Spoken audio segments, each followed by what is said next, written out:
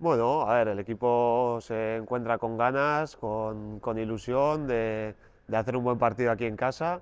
Sabemos que fuera pues nos cuesta siempre un poquito más. Además, este fin de pasado ha sido algo especial con el viaje que nos tocó vivir, pero el equipo está ilusionado, con ganas de hacerlo bien en casa con nuestra gente, que aquí sabemos que somos más fuertes y a seguir alargando la racha que tenemos en casa.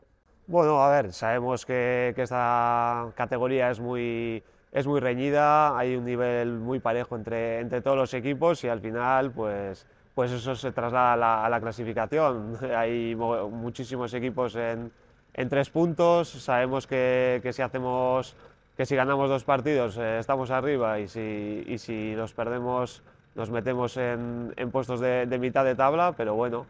Al final es algo con lo que hemos estado conviviendo todo el año y la ilusión nuestra es hacer un buen partido en casa, llevando los 3 puntos y poder mirar hacia arriba la última parte de la temporada.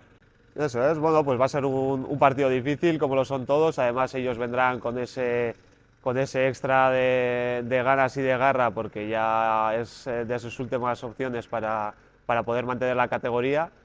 Y bueno, pues como siempre vamos a necesitar el apoyo de toda nuestra gente, que con ellos somos mucho más fuertes, jugamos casi con uno más y va a ser vital eso para llevarnos los 3 puntos.